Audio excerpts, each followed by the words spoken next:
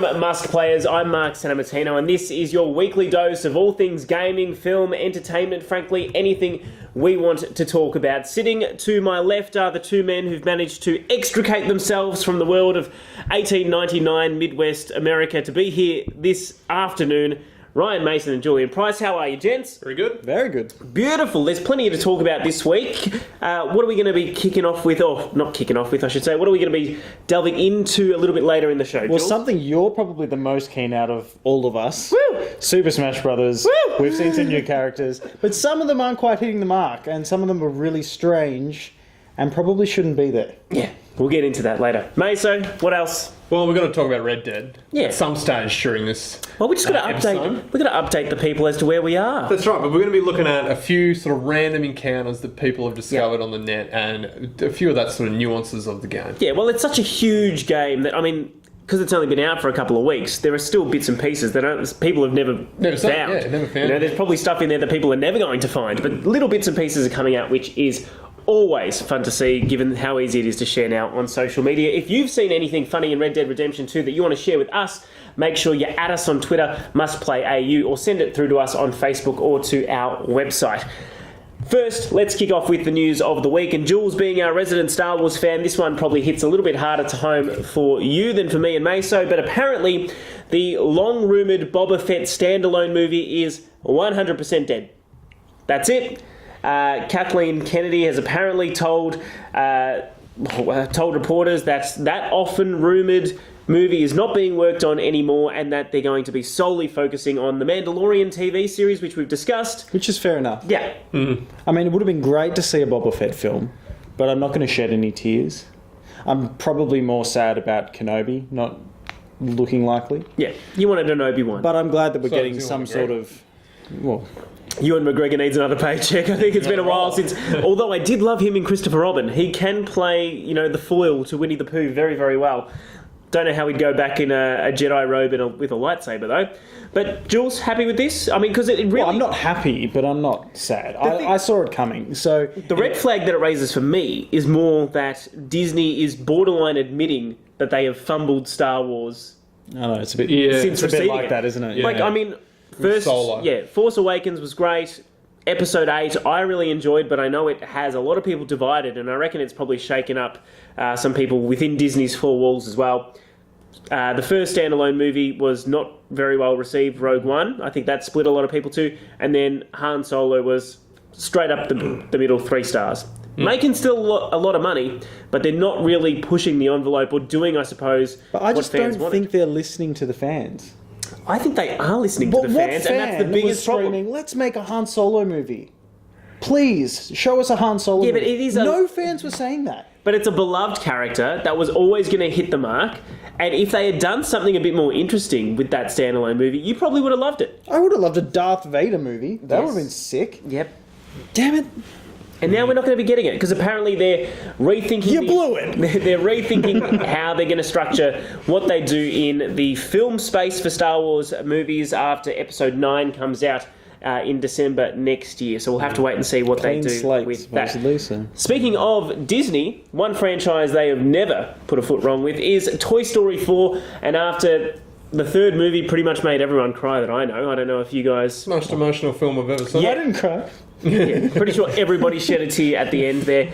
The thought that a Toy Story 4 was coming probably shocked a lot of us initially, Yeah. because we thought, why would you... I thought that was the ending, the perfect ending. What a way to end the trilogy. I'm surprised that there's a number 4 coming. Well, that's it. The toys get a rebirth with a new kid. Yeah, but what horrible thing is going to have to happen? Who knows? Well, Tom Hanks has come out, of course, the voice behind Woody, and said that he actually struggled to record the final scene for this film as well. I don't know how they managed to play on people's emotions as well as they do, but Yeah. according to him, he's spoken on radio in the UK basically saying that the way they record Toy Story is they all sit around a big table looking at each other so they can have a conversation, and he wanted to turn his back to everyone because he couldn't look at them in the face while he was delivering his lines. What is happening in this movie?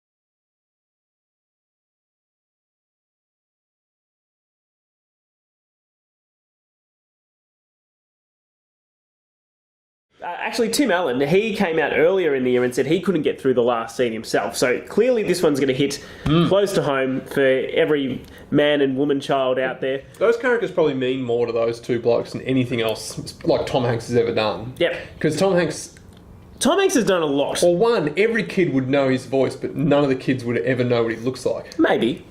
So, you know, he'd be walking down the street and parents would be going, "Look, it's Woody, and they're like, "No, it's just some creepy old dude, man." That's a good point. It's funny to think that his legacy might be left more so with his voice, but of course he's done Forrest Gump. He's done Castaway. He's done heaps of massive movies. He'll be... If you're 10 years old in this day and age, though, you're not watching Forrest Gump. No, you're watching Toy Story 1 through 3. Yeah. Especially once that new streaming service kicks off from Disney. That's coming in 2020, as is Toy Story 4. Actually, sorry, June 21st, 2019, that's coming out. Which really isn't far away. Sooner than I expected. Close.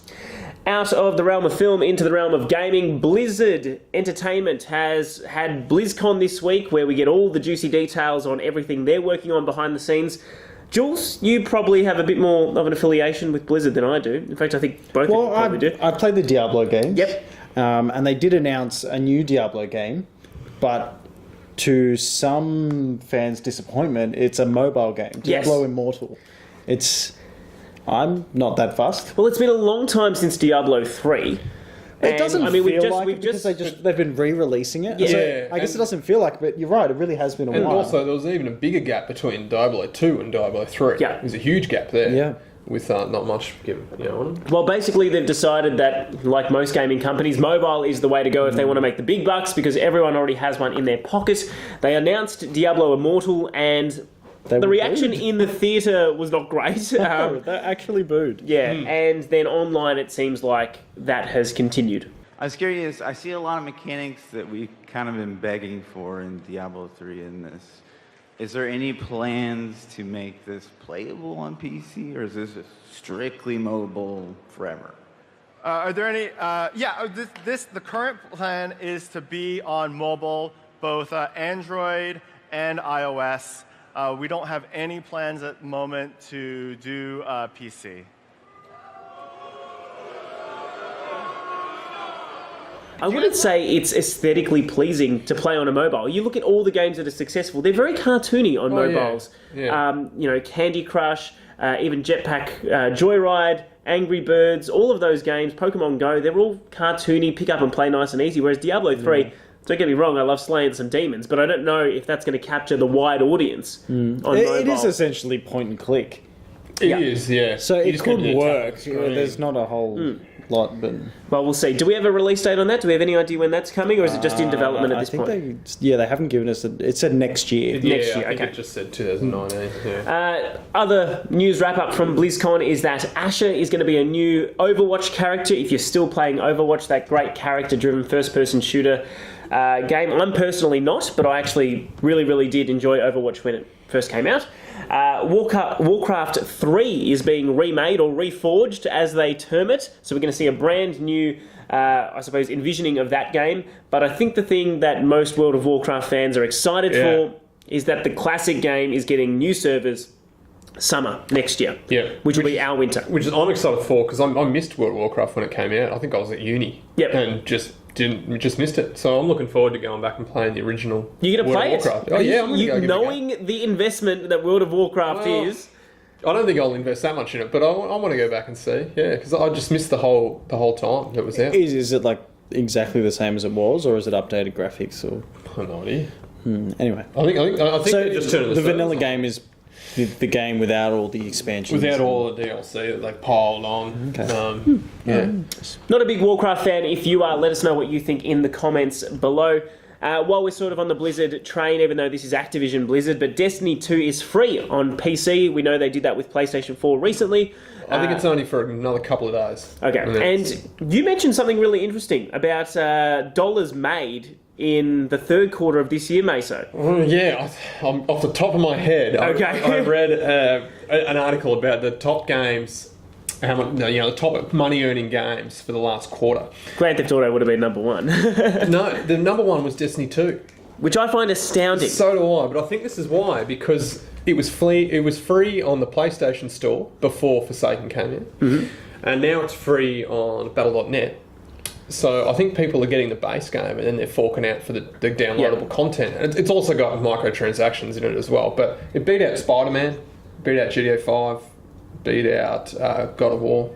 So, but yeah, I was not expecting that. Crazy to think that, I mean, it's a brand new way of selling a game, really, and making money or continuing to make money a year or two down the line. Well, Activision seemingly has nailed that DLC and rollout. Fortnite's, the same, free. Yeah. And it kills it. And just some really quick updates. Apparently, Nintendo of America has leaked the fact that YouTube is finally coming to this bad boy here, the Nintendo Switch. I personally find it flabbergasting that there's no YouTube app. I found that out when you were typing it up. I couldn't believe that doesn't have YouTube. Yeah, again, this is still, take it with a grain of salt, because this is another leak from the website, although those have been proven correct before. But it's crazy to think that, a year and a half since that launched, we still don't have YouTube, a really good Internet Explorer. There is an internet browser, but it's not a great one. And also, no Netflix. Yeah, that'd be good. That's astounding. Really is a little bit limiting, considering that when you do dock it with your TV, it would be great if you could just quickly boot it up. Yeah, you could just use it like Apple TV. Especially given the Switch is so much faster than both the PlayStation and the Xbox to boot up and get going. I reckon that would be really great. Jules, you'll be excited about this one. I mean, you were when we got a brief teaser that PlayStation was remaking this game, Medieval. It was announced back at E3 that this was being worked on. We know that we've already seen Crash Bandicoot come back. Spyro's about to be released. Yeah, now, one of your favourites from the PlayStation era is going to be back on PlayStation 4 and 4K. Yeah, lovely. It's a game that I played when I was a kid. I didn't realise it was re-released on the PSP at one point. Because no one owned one. I owned one. You owned a PlayStation Portable. I did. And you don't sit here thinking what a waste of money that was? Well, you know what was a waste of money? I had it in my school bag. Yeah. And then we were just playing after school, and one of my mates grabbed my school bag and threw it. Oh. And it smashed my PSP. What a dog. Did you get... that would have been worth a letter and a please reimburse. I didn't get it. Anywho. Didn't get it back. It's coming out. It's going to be in 4K. Admittedly, it's not the... it's not the most overwhelming or graphically taxing game for the PlayStation to run, so if it wasn't running in 4K, I'd be a little bit concerned. And finally, this one came out last week, but we didn't get a chance to discuss it. Henry Cavill as The Witcher. We knew it was happening, but now we got it. I think he looks weird. Yeah, he needs to work on that beard. He can though, because he can grow a beard. He can do a mo for Mission Impossible. Maybe this is Geralt at the start. Over the course of the season or seasons. No, he's going to grow a beard. He'll get the scars. Maybe it's all coming. Well, you don't think this is a good look for him? It's too clean cut. Like, this bloke is supposed to be rugged, lives in the wild, and he's this clean shaven, just washed. Keep in mind, it is just a camera test, but he is looking way too much like not Legolas, but that other elf. That's what I thought. Jules disagreed. The other elf, no one knows his name. I think he actually looks like Legolas's dad more than anyone in the Hobbit movies. Yeah. But we'll go with Legolas because people know who that is for now. Hey? Yeah. Now, this is what I've been waiting for, gentlemen. Finally. Don't let a single one get away. And what a turnaround, really, to be announced in, I think it was March or something along those lines, to have an epic opening trailer where we got the Squid Kids, to now, 6 months later, we get this final Nintendo Direct. We know every character. We've got to look at this brand new adventure mode. I'm excited. I know neither of you are, so just ask me questions. But you don't have 100% Banjo, though. We don't have 100% Banjo. And isn't that the reason you should be excited? Let's just quickly run through what happened first so that we set a base. This was like a week ago, but we'll give everyone at home who has no idea just a general idea. There were already 72 characters announced. Which is way too many. Yeah. 74 if you count the Pokemon trainer, which is 3 characters rolled into one, right? Because you can play as Squirtle, Ivysaur, and Charizard. You swap between them. Maso, you look very confused. Yep. Basically, 74 characters. The Direct opened with this awesome shot of Little Mac fighting Ken, who is from Street Fighter 2. He's going to be an Echo Fighter of Ryu, who was added in the last game. I know who Ryu is. Yep, he's right there. I made sure he was there so that we got a shot of him in today. And then we also got Incineroar as the big reveal for that trailer. Now, Incineroar is the fire-based Pokemon, or the third evolution of the starter in the last Pokemon generation. Most people, I think, were maybe hoping for Decidueye, but this guy is a big, fiery wrestler. And the reason why I like him, even though he wasn't a character I was asking for, is that he is just another heavy character. For so long, Smash Brothers has been more about speed than anything else. But now we've already seen Incineroar added, we've got Ridley added, as well as King K. Rool, some really big, burly characters, which I think are just going to round out the roster nicely. And a pop plant. Yeah. A pot plant. Now, when this initially happened, Piranha Plant from the Mario series is going to be a playable character. It was announced as sort of a pre-order bonus, but effectively, if you buy the game in the first 2 months, you will get this Piranha Plant character. Not right away. They haven't finished making it, so they haven't given us a date for when it's coming out. I'm going to wait till it's out for 3 months, and then I'll buy it. Because I don't want to get him for free. I don't want him at all. Just don't want him in the game. How could a plant fight other than go? Well, how does it move? Speaking of how they've made it fight, they've done a fantastic job. Don't get me wrong. The way they have built this character and the moves it's got look sensational. Even when I was watching it, it was kind of hard for me not to be enjoying, thinking this is going to be a really fun character to play as. But look, last week when I saw it, I came into work and I saw you and I said, this is the greatest insult to a Smash Brothers roster that there has been in the past 3 games. Yeah, the quote went up on the group chat. Yep, I was upset. And that's only because, and don't get me wrong, I know that Smash Brothers has added in some quirky characters in the past with Wii Fit Trainer, Mr. Game & Watch, Duck Hunt Dog, these old school or new school characters in Wii Fit Trainer's case, which shouldn't be fighters, but they work because they are icons or like a significant... it's not an icon. A significant indication as to part of Nintendo's history. Yeah, they're almost a logo. Yeah, they are almost a logo for a franchise. Like, regardless of whether or not you liked Wii Fit, the fact is that was a huge revolution during the Wii movement, getting all those grandmas and granddads up off the couch. This is just a generic fighter that is a secondary character in a Mario game. Doesn't belong. We have had Mega Man, Pac-Man, Ryu, Cloud from Street Fighter, Simon Belmont from Castlevania, all introduced recently. These big, heavy-hitting names, and we get Piranha Plant. As the final reveal, if this isn't the greatest I thought fumble you should of have got Chain Chomp or something at least. I would have preferred... Actually, no. See, Chain Chomp, in my opinion, is even lower than Piranha Plant. It goes Goomba, Piranha Plant, and then everything else. Because, the Goombas... It'd be cool if Chain Chomp and the Piranha Plant were like power-ups. Like you could spawn one. Yeah. And then just start munching people, like or the little Chain Chomp weapons would just that drop. go Well, people. and that's my point. And I know people always say, it hasn't stolen a slot away from somebody else. Because, frankly, it's almost like they thought, how are we going to get people to pre-order this? We want to give them an extra character, but it can't be a significant character. Otherwise, people will be pissed off that they've got to pre-order it now. So... here's this... We'll give them a plant. Yeah, this interim character. It's effectively like the person rocking up to your housewarming. You've got a new house. Here. I tell you what, how difficult would it be to make 74 characters even? Yeah. That is, it's rough. One would have to be the meta. Like someone's going to find out that one of these characters, who I don't know any of them are, is just going to be, Lord of Smash Brothers. And then they're going to nerf him. It's a huge job, and I think that's why we're seeing fewer characters added with every game, just because it is such a big deal for... It's gotten out of control. There will be the meta character, but there's always going to be that person that just goes, all right, I'm going to pick the shittest character and just go for it and completely own everyone. Yeah, and then it's embarrassing to other people. So Piranha Plant's going to be... I think that works. I think so. That works around people's houses. If you're going over to your mate's house and you get owned with Wii you Trainer or level Peach each other out, don't you? Yeah, that's fine, but at high level play, there's always a few characters that come to the fore. Last time it was Rosalina, Zero Suit Samus, and Bayonetta when she was added, so... representing for the chicks, the top 3 characters. But this time around, I think they're going to extra lengths to make sure that doesn't happen. In fact, they said they're going to be monitoring the best of the best who play online to balance out characters as well. They're going to have to definitely nerf and buff some characters as that goes along. Yeah. Now, before we get into the news from today, in fact, let's just say it, because you hinted at Banjo, that I'd be upset that Banjo wasn't there. During this Direct, they said that you could buy a season pass effectively, which gives you 5 new characters, 5 new stages, and 5 new pieces of music, which will be rolled out in the year and a half effectively after the game comes out. It was my theory that Banjo was going to be a DLC character, purely because I thought Microsoft would want some money for it. Kickbacks for it. And Nintendo would be like, no way you're getting anything out of our game. We'll give you the DLC or part of the DLC.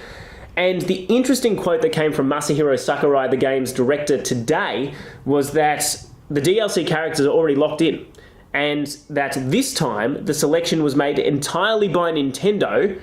I then decide if we can create a fighter based on that selection, and we come up with a plan. So that screams to me that this was done outside the development team through deals that they have done, Nintendo as a company, with third parties, and then said, look, we've worked this out, see what you can do. So I'm still very hopeful it's going to be... Sounds good for Banjo. I'm hopeful Banjo's going to be one. I don't know when he'd come out of these 5, because it's going to be a staggered rollout. But I'm pretty excited about that. The only thing that I would hate, and they even apologised for this during the Direct, is the fact that they're selling it without any indication as to what these are. Yeah. If you got effectively 5 variations of the piranha plant for your $20, or that's $25 US, I should say, as well. So it'll be like $35 here for 5 characters when you've just paid $65 at Big W to get 75. Might seem like a bit of a rip. But I did want to touch on one more thing as well. It's the adventure mode. I know not a lot of people necessarily want an adventure mode when they're playing for Smash Brothers, but it's funny that little pink puffball at the front that I've got there, Kirby, is going to be the hero of this quest, or at least the hero at the start of it. Kirby was my favourite in the 64. Yep, he's a gun, and he's Sakurai's favourite because he created him way back when, which is why he's like a little bit of a fanboy for his own creation. And I think that looks really cool. He must have a real creative mind, like it's a pink ball. Yeah, well, it was actually just a white ball at the start. Yeah, back in the black and white Game Boy days, it was just a white ball. And there's a lot of respect for him. Yeah. But they released this massive CG trailer, had voice acting in it. It looks cool. They essentially did the Avengers Thanos snap and killed every single person in that universe, in the Nintendo universe, except for Kirby. And you've got to go on an adventure to save them all. I don't know. I like it. There's lyrics. And I can tell I'm boring each of you with every word that comes out of my mouth. So let's move on. I'll stop talking. Red Dead Redemption 2. We're still playing it. Of course we are. It's a ridiculously large game. Whereabouts are either of you? Have you had much more time to pump into it, Jules? Not as much as you guys. But no, I'm in chapter 3. Yep. I'm still. Get better, bro. Oh, God. All right. Well, I've let Santo catch me up. So Santo's probably one mission behind me at the moment. Yeah. But we're in chapter 4. Yeah. In Saint Denis. Yeah, which is the biggest city we've come across so far. It's actually massive. I've gone through it. You've beaten it. Okay. I just went exploring. That's the problem. That's why I'm so far behind. I keep getting distracted and going on random journeys. That's the best thing to do in the game, though, really. I had no idea there were elevators in this game. You right? Let's let you get that out. Put some elevator. I'm really struggling. Elevator. Continue. When I was just going for an adventure, going through that swamp area, had no idea there'd be alligators. Yeah. In a swamp, who would know? Well, it seems obvious. Who would know? That's where alligators would be. It seems obvious, but then I'm like, holy crap, there's alligators there. And I actually... something triggered in my head that this is only a small section of the game. Oh, yeah. And I've just randomly travelled through it. There is so much more to see. I've not uncovered the whole thing of the map yet. I'm pretty close. I'm in the north part, actually.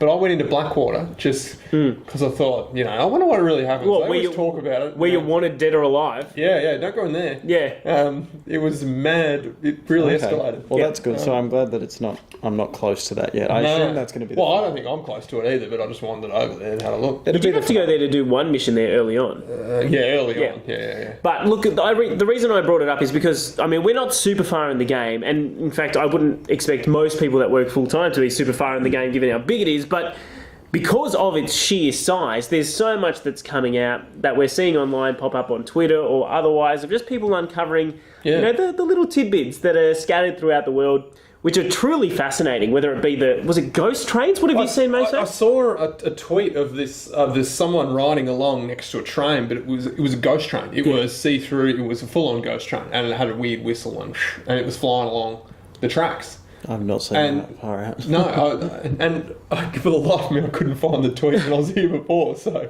that was one. The other one. Are you sure you didn't dream that? That wasn't a ghost train of your own? The other one was the night folk. People are calling them. I've seen this quite a bit on posts, which is like I think it might be in the swamp, or somewhere around yeah. there, and the people they only come out at night and they've got lights in their eyes and they're borderline zombies, and they attack you and stuff. they were terrifying. Oh, that's I creepy. killed them. Oh right, you've got none of that. Yeah.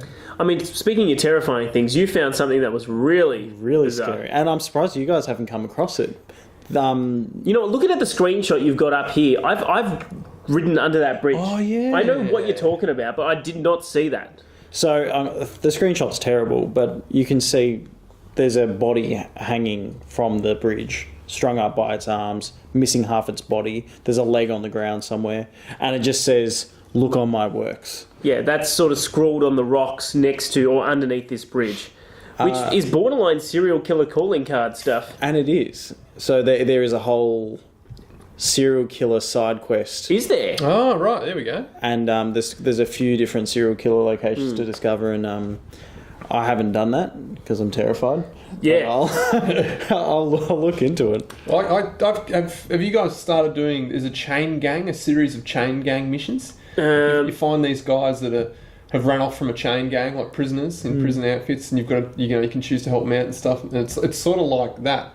Where it just extends and extends and extends into this hugely long staged mission. And I think that's what I'm getting from this game the more that I delve into it, is where it excels. And I think the reason why people gave it 10s, even though I think there are a lot of flaws to the game, is that in terms of development and the wealth of things to do with meaningful side missions, it's ubiquitous. Like, there's never been a game with this much scope in terms of programming and NPC AI. There is just, it's incredible. It seems like everyone that you come across on the street has a purpose for being there, has a reason to be there, and if you speak to them, you will get a little insight into their life. Sometimes you've got to do stuff for them.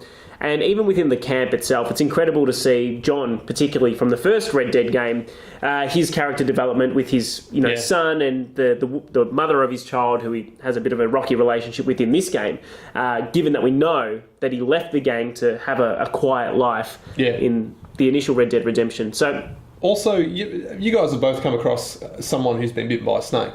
I was just thinking that. And you can suck the venom out and whatever. Yes. So I did that in the first maybe 5 hours of playing the game. I'll probably put 25 hours into the game now. I came across him again, and he thanked me, walked me into the general store, gave you a free item. And gave me a free item. Are you serious? Yeah, 20 hours later. I did that this morning. Did you? Yeah. He's like yelling at me on the street. He's like, hey, I remember you. Yeah. Oh, that's incredible. What, in St. Dennis? No, he was in like Rhodes or something like that. Ah, okay. I'm going to have to go back to Rhodes and get myself a free item. Yeah. Look, it's incredible what people are discovering. I mean, I'm still... I don't envision me finishing this game anytime soon. This will be like a slow burn into next year almost, because other stuff's starting to come out. And I'm not super disappointed that that's going to be... It's going to take that long. Not at all. I'm thoroughly looking forward to it. I reckon I'll probably put 2 to 3 hours into it each week and just let it go. Yeah. I am getting my head around the controls. I know I complained about those a little bit last week. Yeah. I'm getting better at them. Yeah. But still, sometimes I'm... Yeah, just trying to talk to someone and shooting their head off. Yeah. I still find the thing that I find most frustrating is when you got to hold down a button to do stuff. And sometimes just push it. Yeah, such a pain. But you can only, have you noticed you can only donate 10 items and then you've got to repeat the process if you got but you can still donate more once you go out and then back in. Yeah. So like if you donate items to the camp instead of money, right, you donate 10 or it might be 15 or whatever, and then it's just like done. Even if you've got more items, and then you've just got to open that up again and do it again. Oh, I had no idea. Yeah, it's frustratingly slow. Let us know what little quirks you have found. If there's any amazing videos that you have managed to capture on PS4 Share or via your Xbox, send those through to us, mustplay.net.au. Jules, your review of Call of Cthulhu is up there for anyone who may have missed it last week. Yep. Anything you want to leave us on, gents? Anything you're excited about that's come up this week or something that you're playing? I'm looking forward to Spyro. You're looking forward to Spyro? Yeah. Darcy and I really want to play Spyro. Mm-hmm. It's a game that I played with the kid. She played when she was a kid. So I think we'll probably play that. Is it co-op? Our kids. No. No. Disappointing. Battlefield 5 for me. That's it. It's coming out soon. Thank you, EA. That is all the goodness that is Must Play for this week. As always, thank you for joining us. If you want to catch up on anything we do, you can always do that at Facebook, Instagram, Twitter. We do not have a Snapchat, thank God. I don't like that app. And of course at mustplay.net.au, where we post pretty much everything that we do, along with a little extra article here and there. Gentlemen, thank you again for joining us. Episode 20. We got here. Christmas party. Yeah. At what time do we... Who's paying for it? That's you, Jules. Yeah. As EP of the show, you pay for the Christmas All right, party. I'll be back. You got the corporate card. I'll go and organise it. See you next week.